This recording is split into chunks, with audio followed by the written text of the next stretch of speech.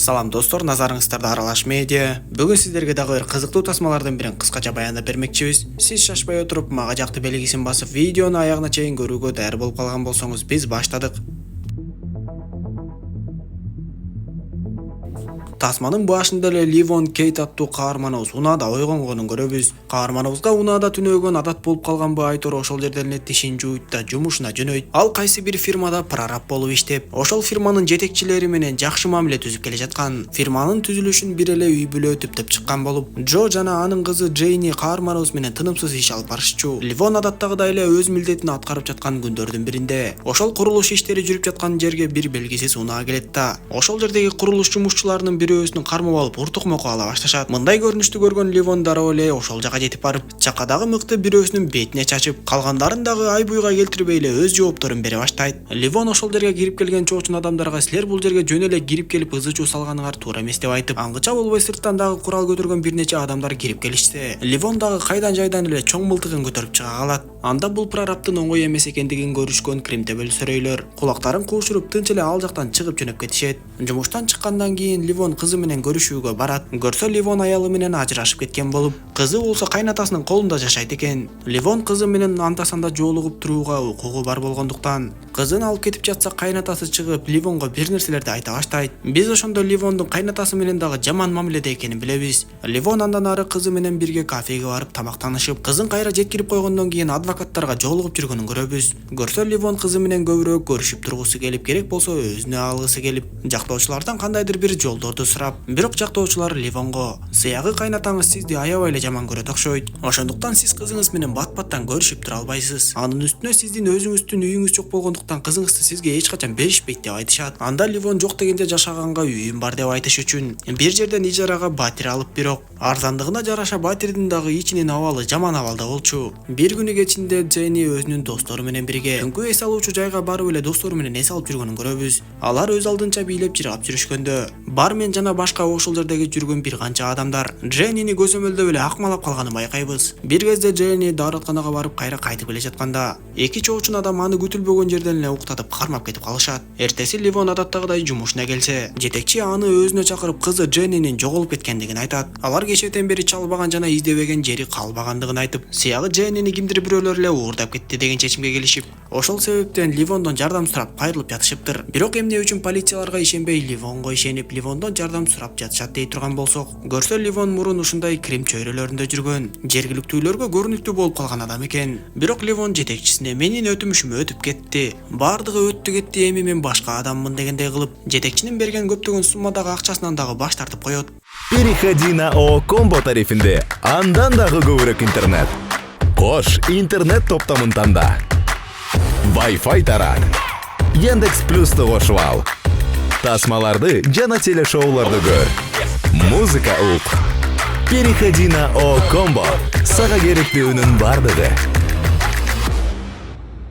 Андан кийин Ливон жумуштан чыгып, шаардын чет жакасындагы токойдо жашаган досу Ганниге келет. Ганнинин көзү азиз болгону менен бул жерде кадимкидей эле жашап, керек болсо сезим туюму менен жатып да машыкчу. Ливондун жакын сырдашкан досу ушулбу айтор. Ал Ганниге болгон иштин жайын айтып, ушундай болуп жатат десе, Ганни дагы Ливондун сырын билгендиктен, "Сен бул ишти мага кеңешейин деп келген жоксуң. Сен жөн гана мага айтып коюу үчүн келдиң, анткени мен сени жакшы билем. Сен мага келгенге чейин эле чечимиңди чыгарып койгонсуң. Эми сен Дженнини куткарам деп чыгасың. Эмнеси болсо да өзүңө сак бол" деп айтат. Көрсө Ливон жетекчиге баш тартып койгону менен кайра ойлонуп отуруп жетекчинин кызын издемекчи боло баштайт. Ал жетекчиге келип макулдугун билдирет да ошондон ары кызды издөөгө жөнөп, дегенде эле ошол Джейни жоголуп кеткен түнкү эс алуучу жайга барат. Ичимдик ичимиш болуп эле бир топко чейин отурган Ливон бармен билдирбей эле ал жерге келген ар кайсы адамдарга наркотик таратып жаткандыгын байкайт. Анан да ошол жерде орнотулган видео камеранын иштебей эле турганын көрүп, жумуш убактысы бүтүп бармен үйүнө жөнөгөндө, Ливон дагы анын артынан аңдып отуруп үйүнө чейин барат. Бармен жаңы эле үйүнө кирип, өзү дагы наркотикалык заттарды колдоно баштаганда, Ливон акырын эле анын аркасынан кирип келип, кыздын сүрөтүн көрсөтүп, бул кызды билесиңби деп маалымат сурай баштайт. Бирок бармен эч нерсе билбейм деп жооп берүүдөн баш тарта баштаганда эле, Ливон анын колу бутун кайрып, жуунуучу бөлмөдөгү сууга думуктуруп кыйнай баштайт. Бирок бармен дагы тырышып эле эч нерсе айтпай жатса, анын үйүнө дагы сырттан эки адам кирип келип калат. Алар куралчан болгондуктан Ливондо айла жок болуп калып, атыша кетип ошол жерден үчөө тең мерт болот. Ливон ошол сырттан кирген эки адамдын чөндөктөрүн аңтарып, баштыктарынан бир топ суммадагы акчаны алат да үйдөн чыгып кетет. Эртең менен Ливон ошол эле бармендин үйүн билгизбестен аңдып жатса, ал жерге Дания аттуу бир орус кримтөбөлү келип, үйдүн ичине кирип текшерип эмне болгонун билет. Андан соң кандайдыр бир кызматтарды чакырып, өз адамдары айтор үйдүн ичин тазаламыш болуп эле 3 өлүк адамды тең билгизбестен сыртка алып чыгып кетишет. Эми Ливон ошол орус кримтөбөлүн аңдый баштап, ал токойдогу үйүнө келет да аялы менен бир саам урушкандан кийин өзү жалгыз калып, аялы унаасын айдап кетери менен эле Ливон үйдүн ичине кирип барат. Ал күтүлбөгөн жерден эле орус кримтөбөлүн кармап байлап алат да бассейндин кырына отургучка таңып коркутуп, өз суроолорун чекеден бере баштайт. Бирок кримтөбөл Ливон сураган кыз жөнүндө эч нерсени билбээрин айтып, кайра Ливонду коркутканга аракет кылып, мен деген синдикаттын мүчөсүмүн. Эгер мени өлтүрсөң баары бир тирүү калбайсың. Синдикаттын башка мүчөлөрү сени таап жазаңды колуңа берет деп айтат. Анда бул орустан пайдалуу маалымат чыкпаарын түшүнгөн Ливон аны ошол бойдон бассейндин түбүнө чөктүрүп салат да. Бирок телефонун аңтарып отуруп, Димми аттуу адам жөнүндө билип калат. Көп өтпөй эле ошол орустун үйүнө дагы бир мафиянын чоңу келип, видео камералардан Ливондун ишин көргөндөн кийин мафия мүчөсү болгон өзүнүн 2 баласына бул ишти тезинен бүтүргүлө деп тапшырат. Бул кезде Ливон өзүнүн эски полиция досуна чалып, Димми жөнүндө билүү үчүн бир катар маалыматтарды сураса, досу Ливонго бир даректи айтып, ошол жерде байкерлердин клубу бар. Алардын башчысы Дач Димми менен иштешет. Калган маалыматты ошол аркылуу билип алсаң болот деп айтса, Ливон кечинде дароо эле ошол жака жетип барып, эс алуучу жайга кирип баргандай кыймыл аракеттерди кыла баштаса, видео камералардан көзөмөлдөп турган Дачтын адамдары бул жөн адам эмес экенин түшүнүшөт да бирөөсү анын жанына басып келип, Ливон болсо ага үнсөз жок эле колундагы бир канча суммадагы акчаны көрсөтөт. Дачтын адамы дагы аны үнсөз жок дароо түшүнүп эле эс алуучу жайдын жабык тарабына ээрчитип кирет. Анда Ливонду көргөн Дач өзүнүн теңине албай эле ишенбей жаткандыктан ага 4 адамын жөнөтүп, бирок маңдайынан чыккан 4 Ливонго кеп деле эмес болчу. Ал 4-өнү 4 жака чачыратып, мушташ учурунда ошол жердеги Дачтын баалуу буюмдарын сындыра баштаса эле, Дач аны токтотуп, Ливон менен кол алышып, эмне максатта келдиң деп дароо эле ишке өтүшөт. Анда Ливон дагы албетте өзүн олуттуу адам катары көрсөтүп, азыр бир канча суммага мага наркотик бергиле. Менин өзүмдүн кардарларым бар. Эгер наркотигиңер жагып кала турган болсо, анда ай сайын көптөгөн суммадагы акчага иштешип турабыз деп айтат. Дач албетте аны түшүнүп, бирок өздөрү аябай абайлап иштегендиктен, эртең менен кафеден менин 2 адамым менен жолугасың жана ишти бүтүрөсүң деп даректи берип, эртең менен айтылган дарекке келген Ливон Дачтын адамдарына айтылган суммадагы акчасын берет. Дачтын адамдары болсо наркотиктин ордуна Ливонго телефон беришип, биз сага ушул телефонго чалабыз жана наркотикти кайсыл жерден алып кетериңди айтабыз деп айтышат. Макул болгон Ливон унаасына отуруп жөнөп кетип, бир аздан соң эле ошол телефонго бирөө чалып, наркотикалык заттар сенин орундугуңдун алдында деп айтышат. Анда Ливон текшерип көрүп, чындап эле унаанын ичинен наркотикалык заттарды таап, бирок аны дароо эле жолдун боюндагы дарыяга ыргытып жиберет.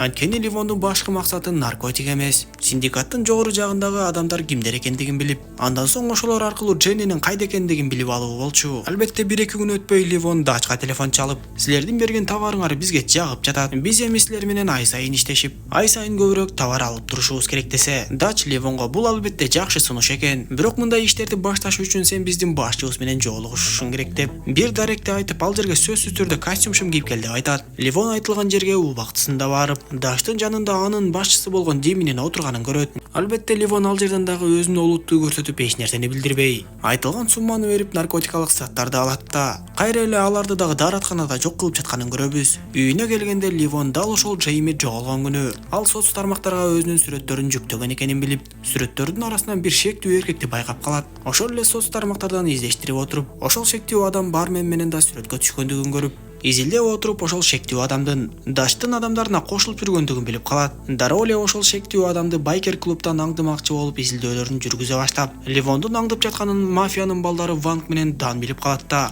Ливон дагы мотоцикл менен качып жөнөсө, анын артынан куугунга түшүшөт. Кубалашып жүрүп отуруп, Ливон бир кезде полиция унаасын сүзүп токтоп, эч жака качпай эле өзүн эркин кармап турса, Ванг менен Дан жетип келишип, Ливонду кармай башташат. Көрсө бул полициялар синдикат мүчөлөрүнө эбак эле сатылып кеткен болуп, бир кезде Ливондун башынан кара баштыкты чечишкенде, аны Ванг менен Дан унаа менен бир жака алып бара жаткандыгын билет. Албетте алар Ливондун кандай адам экендигин билбей эле өздөрүн эркин кармап ар нерсени сүйлөп жалжаңдап отурушса, Ливон экөөнү ошол унаанын ичинен эле сапыра баштайт. Эки бир туугандын бирөөсү тапанчасын алып чыкканга жетишип, кармашуу учурунда тапанчадан ок атылып, унаанын айдоочусуна тийгенде унаа жолдон чыгып ала сала баштайт. Акыры дээрлик дарыяга кирип кетейин деп эле токтогон унаадан Ливон эки бир туугандын эсин оодарып чыгат да, ошол жерден эле унааны дарыяга түртүп түшүрүп жиберди. Эки баласынын өлүк денесин тапкан баягы мафия башчысы албетте мындай көрүнүшкө кыжырданып, ачууланып, дароо эле синдикаттын башка мүчөлөрүн чогултуп чогулуш жасайт. Ал баардык мафия башчыларына Мен өзүмдүн 2 уулуман айрылдым. Кандайдыр бир белгисиз адам өзү жалгыз эле биздин Крим төбөлдөрдү чекеден кырып келе жатат деп айтып, буга кандай чара көрөбүз деп сураса,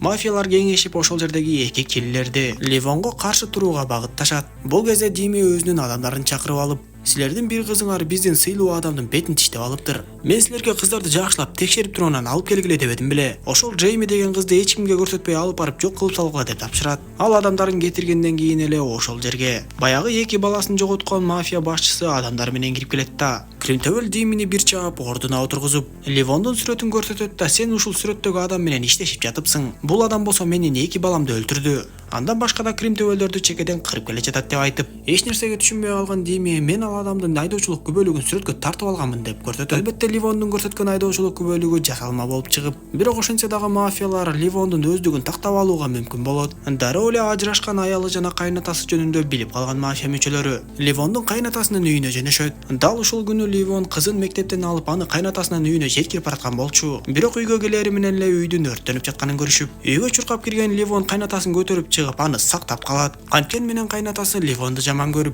мага белгисиз адамдар келип сен жөнүндө сурашты. Демек мунун баарына сен күнөөлүүсүң. Дагы эле ушундай иштер менен алектенип жүрөсүңбү деп урушат. Анда Ливон кызын алып баягы шаардын чекесиндеги токойдо жашаган досу Ганиникине барып, кызын коопсуздукта болсун деп Ганиге тапшырат да. Эми мафиялар анын өздүгүн тактап, жана анын жакындары жөнүндө билип калгандыктан, Ливон жакындарыма коркунуч жаратпайын деп бул ишти тезинен бүткөрүүнү чечип, Ганиден керектүү куралдарды алат да жөнөп кетет. Бул кезде Диминин адамдары анын буйругу боюнча Джеймини токойго алып барып жок кылуу үчүн баратышкан. Бирок орто жолдон унаанын ичинен Джейми каршылык көрсөтө баштап, унаа башкаруудан чыгып бир жерден тыгылып калышканда, Джейми байлануу колдору менен эле качып жөнөйт. Ал бир жерден колундагы жипти чечип алууга мүмкүн болуп, андан ары эч кимге жеткирбей качып кеткен Джейми бир кезде жолдон полиция унаасын көрөт да абдан сүйүнүп, полицияларга жетип барса, полициялар аны унаага салып алып жөнөйт. Бирок Джейми ушул жерден чоң жаңылышкан болуп, бул полициялар да синдикат мүчөлөрүнө сатылып кеткен болгондуктан кайра эле Джеймини Диминин адамдарына алып барып тапшырып беришет. Диминин адамдары эми Джеймини кайрадан токойго алып келип аны биротоло жок кылалы деп калышканда, аларга синдикаттын бай мафияларынын бири телефон чалат да, баягы кызды өлтүрө элек болсоңор кайра алып келгиле, мен аны өзүм жазалайм деп буйрук берет. Бул кезде Ливон болсо Диминин имаратындагы анын адамдарын чекеден кырып барып, Диминин тапанча кармап турган колундагы теше атып салат да, аны кыйноого алып жоголгон кыз Джейми жөнүндө сурай баштайт. Айласы кеткен Дими Ливонго мен сага кыздын кайда экенин көрсөтөм, сен болсо мени тирүү калтыр деп суранып, Ливон болсо аны унаага салып көрсөткөн жагына айдап жөнөйт.